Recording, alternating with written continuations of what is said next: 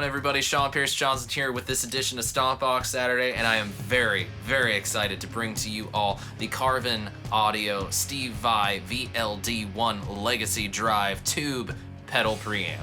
That's a mouthful, isn't it? Yeah. But I gotta tell you, for as much of a mouthful as that was, there is just as much to this pedal. I have been lucky enough to be working with the folks at Carvin Audio for the past few months on making some videos, and this was one of the projects that I got to be a part of. I got to go see Steve live on the Passion and Warfare tour. As you can see, I have taped my work badge to the back of my 7-string, and this was one of the projects that I got to be a part of, and it was a lot of fun. I've been a huge fan of Steve's since I was, 14 years old, first picking up my copy of Alive in an Ultra World. And to be able to meet him, and not only meet him, but work with him, I mean, that was all the better for me. It's always nice to be able to work with your heroes and be able to really get at what it is that they're all about, and this is part of that process. This pedal is essentially the preamp of a Legacy amplifier in a pedal format, and there's a lot of cool features to it and a lot of great sounds to it that we're going to dive into today. So let's take a look at this pedal and look at the basic features. As you can see, it's pretty logically laid out. You have your rows of knobs to set your tone, and then 3 foot switches at the bottom. You have 2 channels on this particular preamp. You start out with your clean channel, which you'll notice that the hieroglyph has changed green, which is pretty cool. And you have full 3-band EQ with bass, middle, and treble, and you also have a presence switch to add on a little extra high-end sheen. Then you have the drive channel. Hieroglyph changes red. Now this is going to be more your rhythm tone. It's a little bit hairy, it's a little bit more open, but it sounds very nice. And then you have the gain switch in the middle, which turns the hieroglyph a nice yellow amber, and that adds on just a little bit more of that drive tone that you already have. Now those 2 functions share an EQ with bass, mid, treble, and presence, and of course the drive knob to get your nice, beautiful lyrical gain. So essentially you have a 3-channel, 3-tone amplifier or preamp in a pedal format. This thing is rock solid too. The enclosure, I mean, that's pretty tough stuff. I don't think you're gonna be dropping that and breaking it anytime soon. And it's a pretty hefty pedal. It comes with its own power supply. It needs a 12-volt power supply. So if you want to put it on your pedal board, you might run into some issues just getting, a more standard power supply to work for you. But otherwise, it's a very, very cool pedal and is got a ton of uses that we're going to explore a few today. Now, there are some videos out there right now, which you've probably seen me in by now.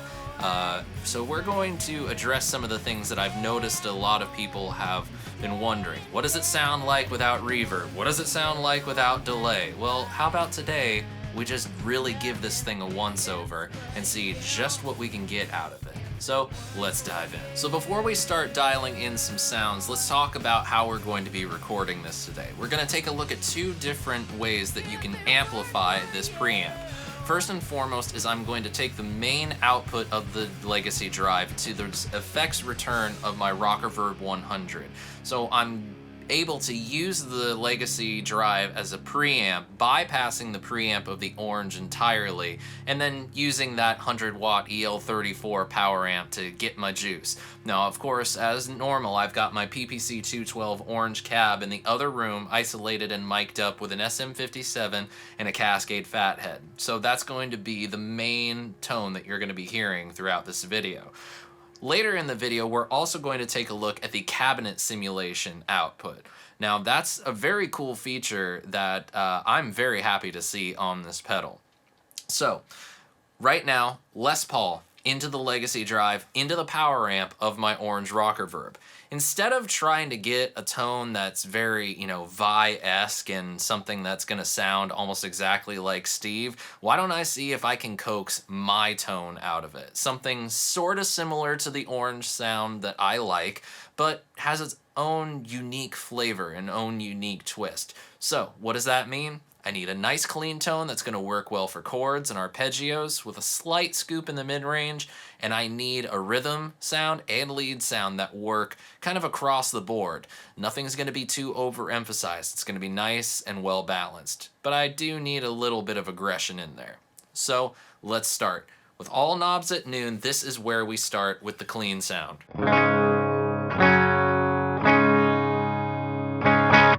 Now when I run it into the power amp, I like to turn the master up all the way. Go to the neck pickup.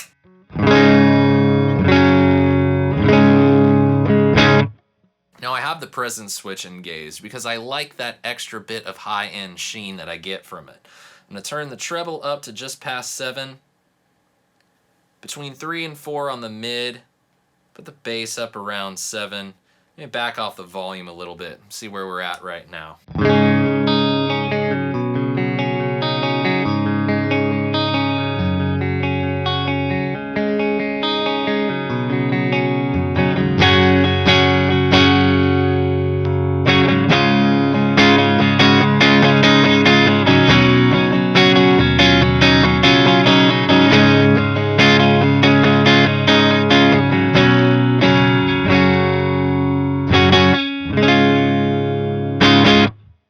I really like that. One of my favorite parts of the Legacy amps, and for those of you who don't know, I used to own a Legacy amplifier when I was much younger than I am right now.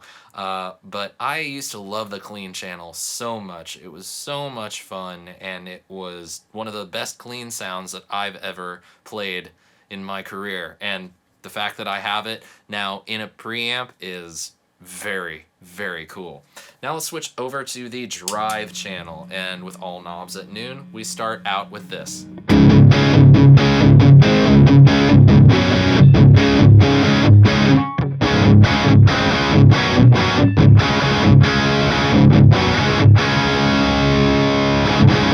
That sounds pretty good right off the back, but it's a little dark sounding, so we're definitely going to need to add in some treble.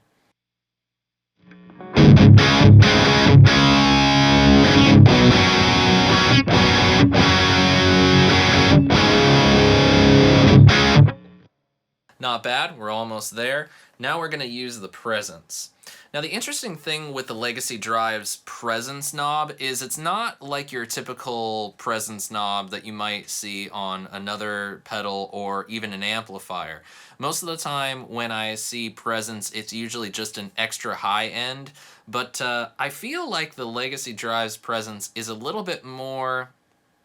It dictates the vibe of the sound, so to speak, where lower settings are going to be a little bit fuller, a little smoother, a little bit polite. The presence on the higher settings are going to be a little bit more in your face.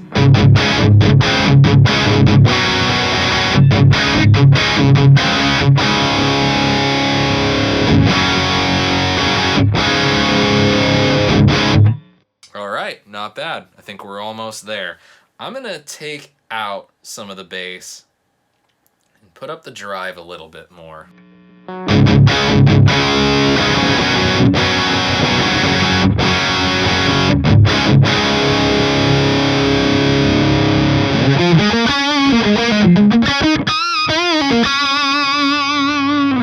Okay, so it kind of works across the board, but that is where the gain switch comes in handy. Now there's no control for the gain switch, it's just kind of a predetermined amount, but it's just enough to get your bends to really sustain out and really ring, and it's, well, I'll show you.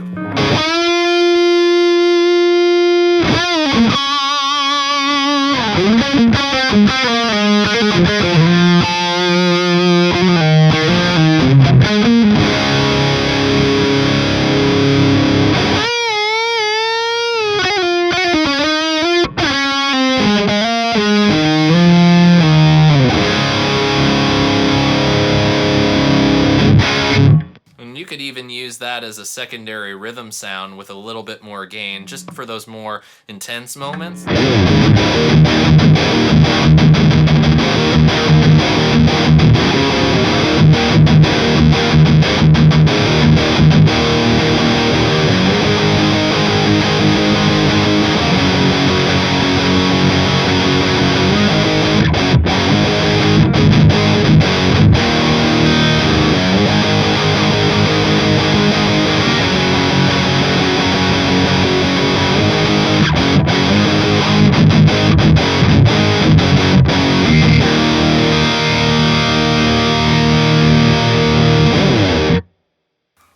having a lot of fun, as you can probably tell right now.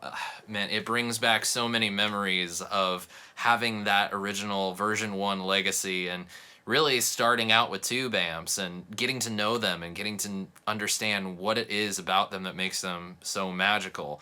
The fact that you have it in a pedal format means that you can pretty much take it wherever you want. And personally, one of the uses that I've found most advantageous is the speaker simulated out. So we're going to go ahead and switch over to that and check out how that sounds compared to the mic'd up speaker cab. So when I got the chance to go meet Steve Vai and talk to him about the Legacy Drive, one of the things that he mentioned about the design process was he wanted to be able to take his amp sound wherever he went, and thus the compact format. But there's a lot of other features built into the Legacy Drive that make it kind of an amp in a box, if you will. One of those, and probably the most important being, the speaker simulated output. Now, there's a big push right now in the market. I know at NAMM I probably saw about 3 or 4 different companies releasing pedal board based speaker simulators. It seems to be a trend. And, you know, they range from digital to analog. Well, Carvin has always had a speaker emulation that they've put in various different amplifiers over the years. And this is the latest version. Now, to my ears, this sounds the closest to a 412 mic'd up with an SM57. It's kind of a big sound. It's not too small or weak sounding. I guess the best way to show you how it sounds is so that I play and you hear it.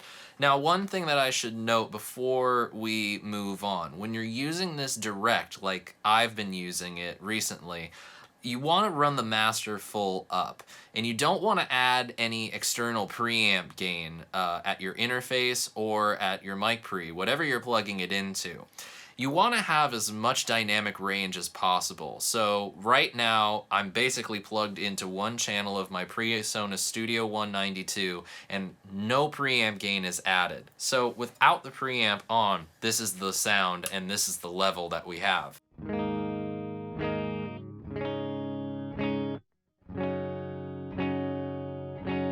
It's really quiet. It's very weak sounding. So go ahead and turn the preamp on.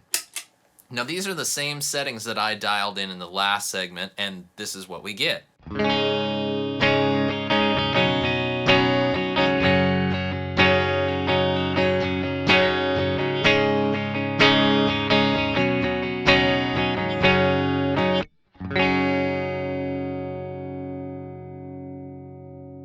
Another thing I recommend when you're using it direct is that you turn the volumes all the way up as well, and then just adjust however you feel sounds best to taste. So for me, the clean tone, I leave it all the way up.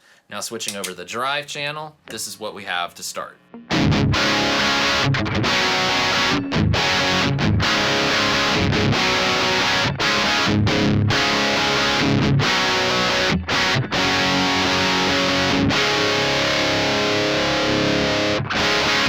And then clicking on the gain switch.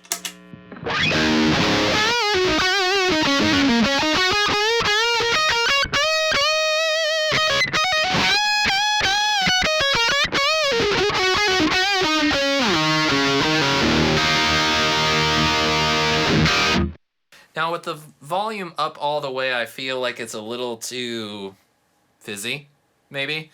Just a little too much harshness in the high end, so I'm gonna dial it back a little bit.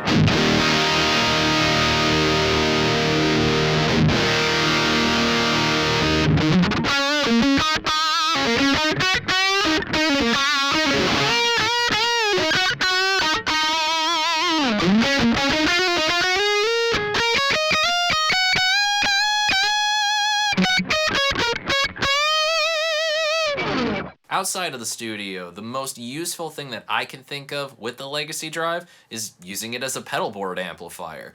It's compact enough that you can put it on just about any size pedal train, temple board, creation music board, whatever pedal boards are out there, and that everybody's buying. You can put it on there, put a bunch of your favorite pedals on, fly to the gig, and use whatever backline amplifier is there, going into either the effects return or just the front end. So to help me demonstrate that, I've brought in a few of my favorite new and old pedals. I've got a Walrus Audio Red high gain distortion on the floor, I've got the Keeley Dyno Myroto, and my good old standby, the MXR Carbon copy. So we're gonna go for a few different sounds with the settings that I have just on the clean channel and see how well that the Legacy Drive can handle other pedals.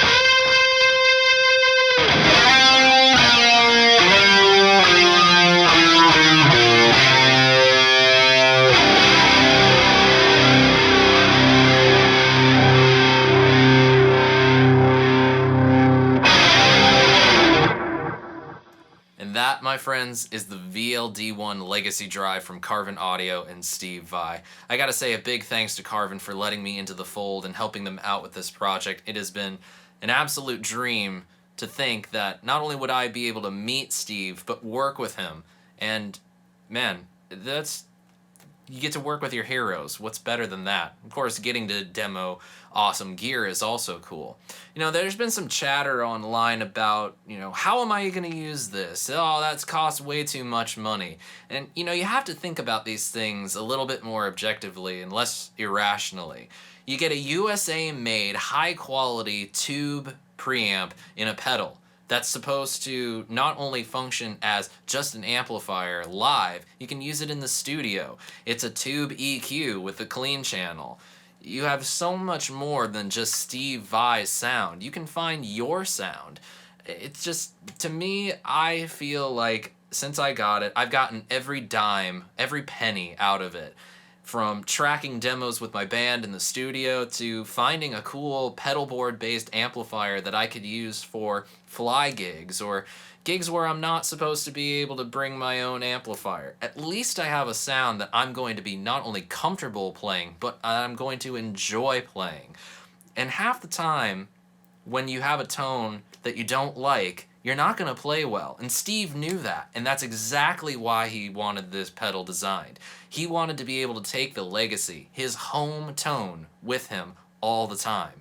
And I think that that is a concept I can get on board with, and something that you should take into consideration when you're looking to get one for yourself. So if you have any thoughts on the VLD1, leave me a comment below. And hey, be sure you click the subscribe button now and never miss an episode of Stompbox Saturday.